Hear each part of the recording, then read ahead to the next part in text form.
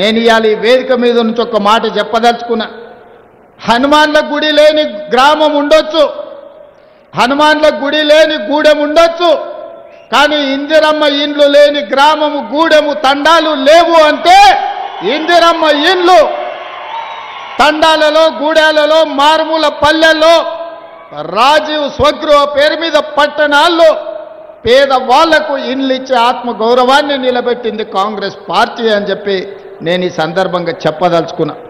అందుకే ఆనాడే నిర్ణయించుకున్నా, ఏది ఏమైనా అక్కడి సూర్యుడు ఇక్కడ మొలిసినా, ఎవరు అడ్డం పడ్డా ఎవరు అడ్డుకున్నా ప్రతి పేదవాడికి ఇందిరమ్మ ఇల్లు ఇవ్వాలి, ఆ ఇల్లు కట్టుకోవడానికి 5 లక్షల రూపాయలు ఇవ్వాలని ఆయన నిర్ణయం తీసుకున్నా.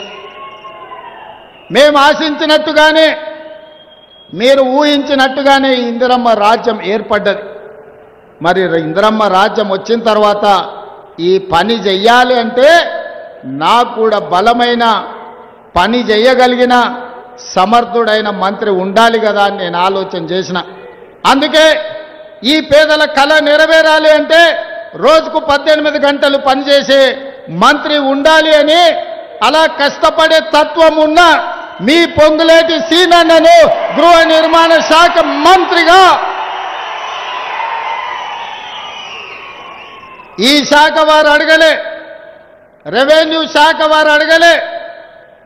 మీకు ధరని దయ్యంలాగా పట్టుకున్నది, ఈ దయ్యాన్ని పొలిమేరలు దాటించే వరకు తరమాలే, ఈ కొరివి దయ్యాన్ని పాతరెయ్యాలి అని అంటే భూభారతి తేవాలి, భూభారతి తేవాలి అంటే ఒక రైతు బిడ్డ ఉండాలి అని పొంగులేటి సీనన్నను రెవెన్యూ మంత్రిగా పెట్టడమే కాదు, పేదవాడి కళ నెరవేరాలి అని అంటే గృహ నిర్మాణ శాఖ కూడా వారే మంత్రి ఉండాలి అని ఢిల్లీలో సోనియా గాంధీని, రాహుల్ గాంధీని, ప్రియాంక గాంధీని, మల్లికార్జున ఖర్గే గారితో మాట్లాడి నేను ఈ 2 శాఖలు పొంగులేటి సీనన్నకు బాధ్యత ఇచ్చిన. నేనే తీసుకొని ఉండొచ్చు, ఈ శాఖలు నా దగ్గర పెట్టుకొని ఉండొచ్చు, ముఖ్యమంత్రి ఏ శాఖ అయినా పెట్టుకోవచ్చు, మీకు అందరికీ తెలుసు. కానీ మంత్రులను సమన్వయం చేయాలన్నా, చంద్రశేఖరరావు సంగతి చూడాలన్నా నాకు సమయం సరిపోదు. కాబట్టి